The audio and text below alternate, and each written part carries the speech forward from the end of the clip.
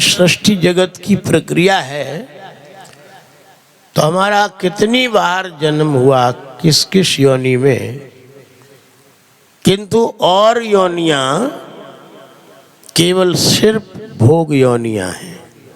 वहां कोई नए कर्म की सृष्टि नहीं बनती।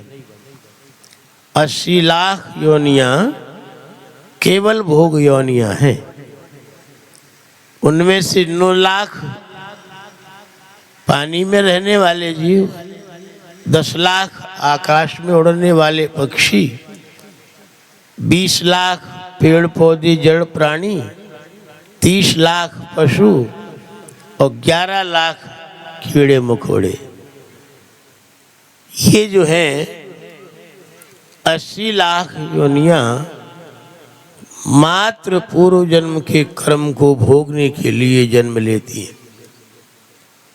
मानव शरीर एकमात्र ऐसा शरीर है जो साधन योनि है, पिछले जन्म के कर्म को भी भोगता है और नए जन्म के कर्म को भी करता है, और कहो तो कर्म का पूरा खाता खत्म कर न सकता है मानव शरीर। पिछले जन्म के जितने भी हमारे कर्म हैं उन कर्मों को खाता आप लोग खत्म कर सकते हो। आत्मा में ऐसी सामर्थ्य है और इसी जन्म में मोक्ष पा सकते। उसकी प्रक्रिया है कि हमको ये पता नहीं है, हम अज्ञान के कारण उस बात का पता लगा नहीं पा रहे कि पिछले जन्म में हमने किससे लिया है या किसको दिया है। देन लेन का ही तो समस्या है। पिछले जन्म में किसी से धन लिया है, किसी से सेवा ली है, किसी से मान सम्मान लिया है, किसी से किसी भी तरह की मदद ली है, उसको चुकाना है। आप कहीं किसी के यहाँ भोजन करते हो या किसी के द्वारा सम्मान प्राप्त करते हो या किसी के द्वारा कोई वस्तु प्राप्त करते हो तो ये न समझना कि सामने वाले ने हमको दे दी तो हमारी और हमारे बाप की। उसका पाई पाई का हिसाब होता है। ध्यान देना, आपने किसी को दिया है वो आपको मिलेगा, और आपने किसी से लिया है तो आपको देना पड़ेगा, एक जन्म नहीं करोड़ों जन्म के बाद। ये सृष्टि का एक प्रकृति का ये नियम है। तो अब देन लेन का खाता है, आपका खत्म करना है तो इसका एक सीधा रास्ता बताते। अगर मानो तो बताए, नहीं तो काय को हैरान हो। बोलो है? मानो तो बताएं। मानोगे ना? एक केवल सिर्फ मानव शरीर में ही है संभव ये, और वो रास्ता है कि देना तो शुरू कर दो और लेना किसी से बिल्कुल मत चाहो।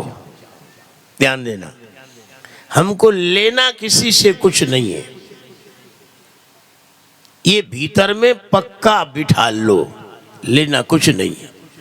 खुद का काम खुद को ही करना है, किसी से कोई मदद नहीं लेनी, पर देना सबको है। तो क्या होगा?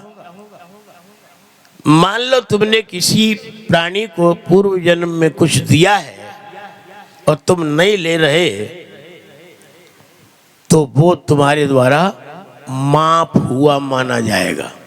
माफ, जो माफ कर देते हैं कर्जा, सरकार कर्जा माफ करती है, साहूकार कर्जा माफ करते हैं, तो लेन देन चलता है। फिर क्या? माफ माने माफ, खत्म। तो तुमने जो दिया है पूर्व जन्मों में जिन जिन प्राणियों के लिए, उनके लिए तुम्हारी तरफ से माफ कर दो, तो एक साइड का कर्जा समाप्त। और दूसरी साइड तुमने पता नहीं किससे लिया है, अब तुम देना शुरू कर दो, देना शुरू कर दो। और केवल मनुष्यों के लिए नहीं, तुम प्रत्येक जीवात्मा के लिए देना शुरू कर दो। चींटी को भी दो, पशुओं को भी दो, पक्षियों को भी दो, इन वनस्पतियों को भी दो, इन अंतरिक्ष जगत को भी दो, जल को भी दो, वायु को भी दो, अग्नि आकाश पृथ्वी को भी दो, पर्वत पहाड़ नदियां समुद्रों को भी दो, और जिन आंखों से तुम दुनिया को देख नहीं पा रहे, ऐसी जो सूक्ष्म जगत की दुनिया है उसको भी देना शुरू कर दो। और देना कहाँ से आरंभ होगा? जहाँ तुम पैदा हुए हो। ध्यान देना, तुम जिस घर में जिस माँ से पैदा हुए हो वहीं से देना आरंभ करो। पिता को दो, भाइयों बहनों को दो, परिवारी जनों को दो, रिश्तेदारों को दो। क्या दो? सेवा दो, मीठी वाणी दो, सम्मान दो, अच्छे विचार दो, अच्छी भावना दो। संपत्ति संपत्ति हो, संपत्ति दो। ध्यान देना, कपड़ा है कपड़ा दो, अन्न है अन्न दो, जल है जल दो, वस्त्र है वस्त्र दो, औषधि है औषधि दो। तुम्हारे पास जो है जितना है उसी से देना आरंभ कर दो। आपका पूरा खाता खत्म हो जाएगा और आपकी इसी जन्म में मोक्ष हो जाएगी। ये शास्त्र का डिमडिम घोष है। ध्यान देना, आप देना आरंभ करो। आप कहते हो हमारे पास कुछ भी नहीं, ध्यान देना, ये सफेद झूठी बात है। आपके पास भोजन तो है, आपके पास 4 रोटियां तो हैं, 4 रोटियां हैं, उनमें से 1 रोटी दे डालो। 3 रोटी खाओगे, मरोगे नहीं, बल्कि तुम्हारा शरीर निरोगी होगा। तुम्हारे पास 1 लोटा जल है, उसमें से आधा लोटा दूसरे को दान दे दो। जल दान यहां से आरंभ होता है। ये नहीं कि तुम करोड़ों रुपए हो तुम्हारे पास तब तुम दान करो, ऐसी बात नहीं है। तुम्हारे पास जितना है, तुम जिस पड़ाव पर खड़े हो, जिस कंडीशन में हो, बस वहीं से उतना देना शुरू कर दो। ये वस्तु पदार्थों का दान तो एक सीमा वाला है, एक दायरे वाला है। प्यारे, ये दान, इस दान की तो भावना करो, और जितना हैसियत है उतना दो।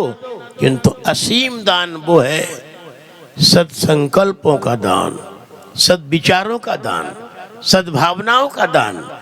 आपका मंगल और कल्याण होगा।